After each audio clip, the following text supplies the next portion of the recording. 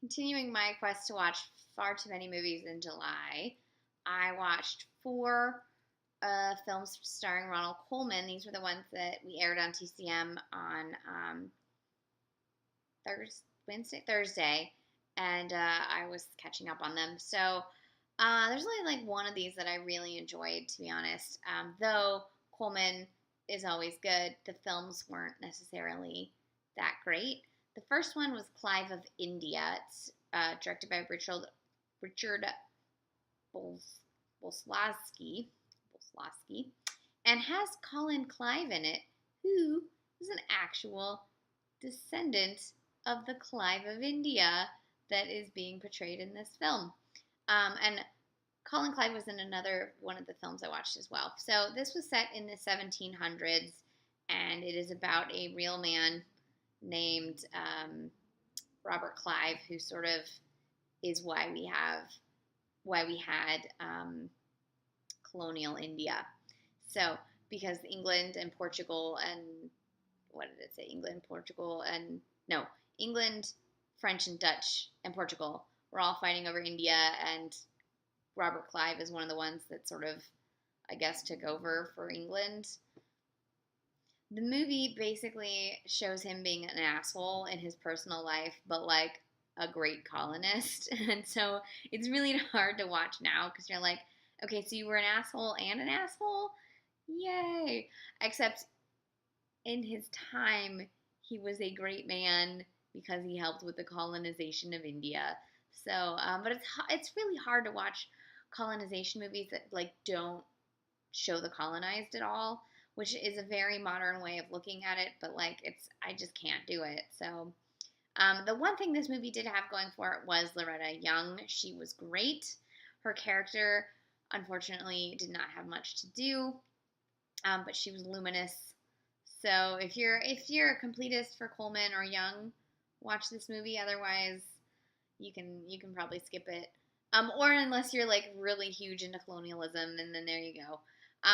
The one that I enjoyed was The Man Who Broke the Bank at Monte Carlo. It's not actually based on the guy that the song was written about, but this was written by Nunnally Johnson. Nunnally Johnson's great. Look him up. And directed by Stephen Roberts. This also had Colin Clive in it and Joan Bennett. Joan Bennett and Constance Bennett, the two Bennett sisters, some of the best sisters that ever acted in cinema. I love them both. So it's right after World War I, and there's a bunch of Russians, and they live in France because they've had to leave Russia because of the revolution.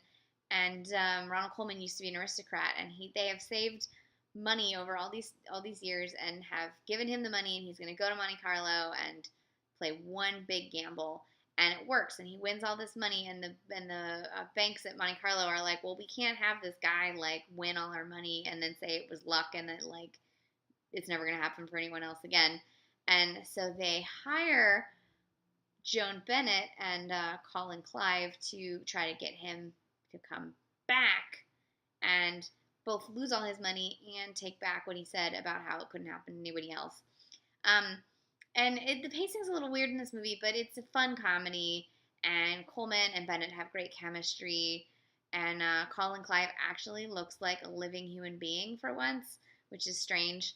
And overall, it's just enjoyable. Little bits with the Russian expats was sort of strange, but it's 1935, so there's a lot of those movies in the late 20s, early 30s about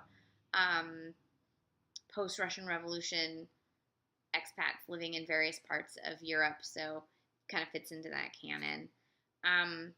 The next film I watched was If I Were King, which is directed by Frank Lloyd and written by Preston Sturges, and it really does feel like if Preston Sturges wrote an historical film about France, because a lot of weird things happen and you're like, okay, wait, this was based on a real story, but it feels strangely comical in ways that I'm sure the film didn't mean to be. And I'm guessing when Sturges was hired, like they wanted a straight up, period film, and he was like, I'm giving you a Preston Sturges film with some trappings, enjoy. So Ronald Colman is playing medieval poet Francois Villon, who helped a French king, Louis the Sixth, out find a he helped kill a traitor kind of on accident, and so but at the same time was very critical of the king. So the king made him the constable for a week, and then he was going to kill him.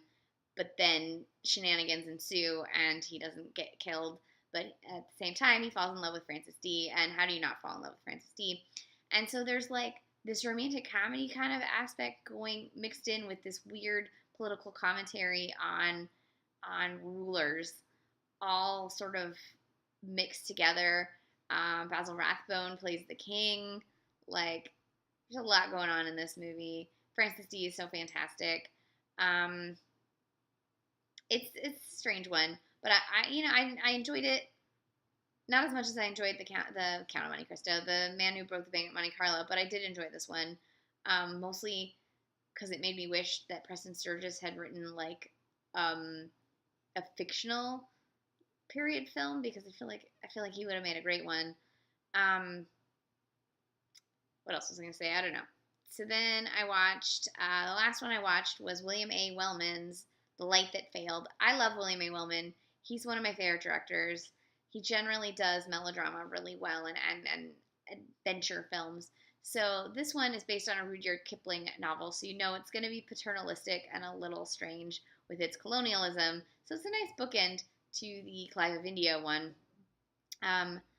Wellman plays a man who is a soldier, British soldier in the Sudan, and earlier when he was a kid, he was kind of blinded by his lady friend. Then later, when he's in the Sudan and he's fighting with Walter Houston, like they're fighting together, he takes a sword for Houston, saves Houston's life, has an injury, a head injury, has to leave the war, becomes an artist because that's what you do. His lady friend, who temporarily blinded him earlier, also is an artist. They have issues. She leaves. In comes Ida Lupino, very early Ida Lupino. This is 1939, playing a Cockney woman who is his model. And as you can tell from the early partial blindness in the first scene, he's gonna go blind and has to paint his masterpiece, which is a crazy-eyed version of Ida Lupino. And obviously, sad things happen. And then it ends in a very strange way. I don't want to spoil the ending, but strange ending. That basically says, like, he'd rather be dead than blind. And is it because he's an artist, or would he rather be dead than blind no matter what? I'm not really sure. Is that a good thing to say? Probably not. But again, it's of its time, I guess. Coleman is very charming in this. I forgot to mention in the previous one that he has really great curly hair, and in this one, he's got his little mustache back, and I think he looks best with the mustache. Very important criticism of Ronald Colman. So, artists don't like going blind.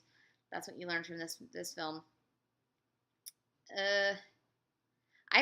Definitely worth it for Ida Lupino, and there's a really cute dog, like a really, really cute dog. So I don't know if any of these films are on DVD. They're all from Paramount. You can watch them on Watch TCM until next Wednesday, so you have some time to catch up on them. Ron Coleman is great. Next week, I think we're showing A Tale of Two Cities. If you've not seen that one, you're in for a treat. That's it. Those are the 4 movies I watched. Too many movies today. I want to go sleep now.